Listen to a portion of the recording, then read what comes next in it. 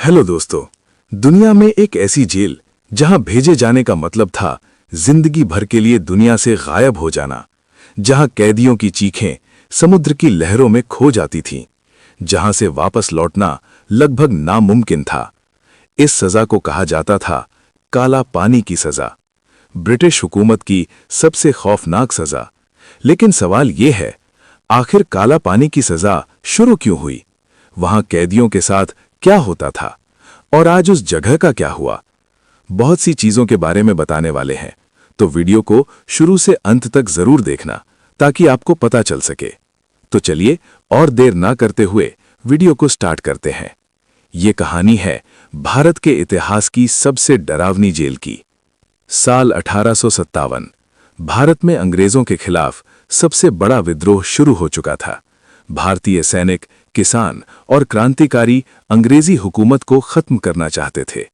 हालांकि अंग्रेजों ने इस विद्रोह को दबा दिया, लेकिन उनके मन में एक बहुत बड़ा डर बैठ गया।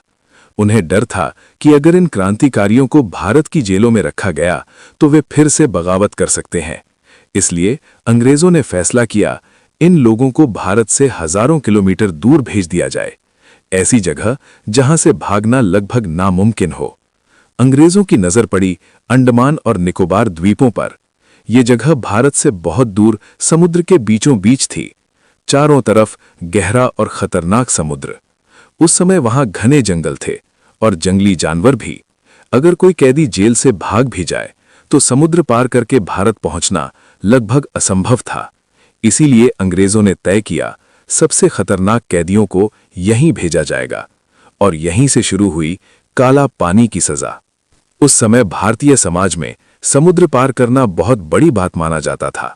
कई लोग मानते थे कि समुद्र पार करने से धर्म और समाज से संबंध टूट जाते हैं। जब किसी को अंडमान भेजा जाता था तो उसका मतलब होता था वो व्यक्ति अपने परिवार से, अपने समाज से और अपनी पूरी जिंदगी से लगभग हमेशा के लिए दूर हो गया। इसलिए लोग इस सजा को कहने लगे काला पानी की सजा, यानी एक ऐसी सजा जो मौत से भी बदतर थी। अंग्रेजों ने अंडमान में एक खास जेल बनाने का फैसला किया। 1896 में इस जेल का निर्माण शुरू हुआ और 1906 में यह पूरी तरह बनकर तैयार हो गई। इस जेल का नाम था सेल्यूलर जेल। यह जेल बहुत ही खास तरीके से बनाई गई थी। इसमें कुल 698 छोटे छोटे सेल थे। हर कैदी को अकेले एक सेल में रखा जाता था। इन कमरों में ना तो ठीक से रोशनी आती थी और ना ही हवा। कैदियों को एक दूसरे से मिलने की कोई अनुमति नहीं थी। अंग्रेज चाहते थे कि कैदी पूरी तरह अकेले पड़ जाएं और मानसिक रूप से टूट जाएं। काला पानी की जेल में कैदियों के साथ बहुत क्रूर व्यवहार किया जाता था। उन्हें रोज कई कई घंटे तक बहुत कठिन काम करना पड़ता था, जैसे नारियल से तेल निकालना, पत्थर तोड़ना और भारी चक्की चलाना। अगर कोई कैदी थोड़ा भी विरोध करता तो उसे बुरी तरह पीटा जाता था। कई बार कैदियों को कोड़ों से मारा जाता था। उन्हें दिनों तक भूखा रखा जाता था। कई कैदियों को अंधेरी कोठरी में बंद कर दिया जाता था। इन अत्याचारों के कारण कई कैदी वहीं जेल में मर गए। भारत के कई महान क्रांतिकारी इस जेल में बंद रहे। इनमें शामिल थे वीर सावरकर, बटुकेश्वर दत्त और कई अन्य क्रांतिकारी। इन लोगों ने देश की आजादी के लिए अकल्पनीय यातनाएं झेली, लेकिन उन्होंने कभी अपने हौसले नहीं छोड़े। धीरे धीरे कैदियों ने इन अत्याचारों के खिलाफ आवाज उठानी शुरू कर दी। 1910 से 1930 के बीच कई बार कैदियों ने भूख हड़ताल की। उनकी मांग थी उन्हें इंसानों जैसा व्यवहार मिले। इन आंदोलनों की खबर भारत तक पहुंच गई। पूरे देश में काला पानी की जेल के खिलाफ गुस्सा फैलने लगा।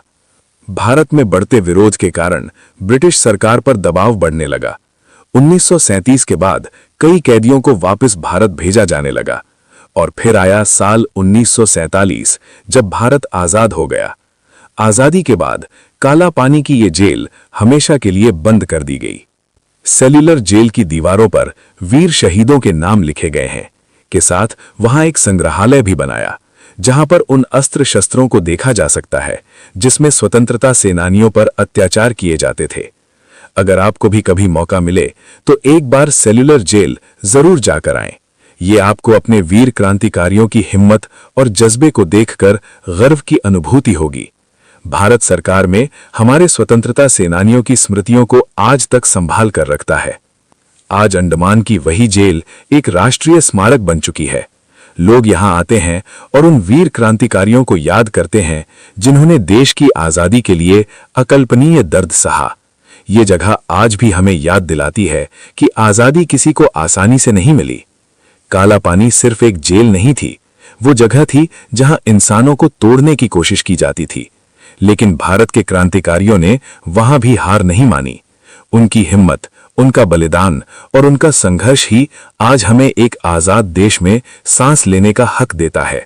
इसलिए जब भी आप आजादी का जश्न मनाएं तो उन वीरों को जरूर याद करें जिन्होंने काला पानी की सजा झेली। आपको हमारी आज की वीडियो पसंद आए तो वीडियो को ज्यादा से ज्यादा अपने दोस्तों और रिश्तेदारों के साथ शेयर करना ना भूलें। साथ ही अगर आप हमारे YouTube चैनल पर नए हैं तो चैनल को सब्सक्राइब जरूर करें ताकि अगली वीडियो की नोटिफिकेशन मिले। आज के लिए बस इतना ही। आपका बहुत बहुत शुक्रिया।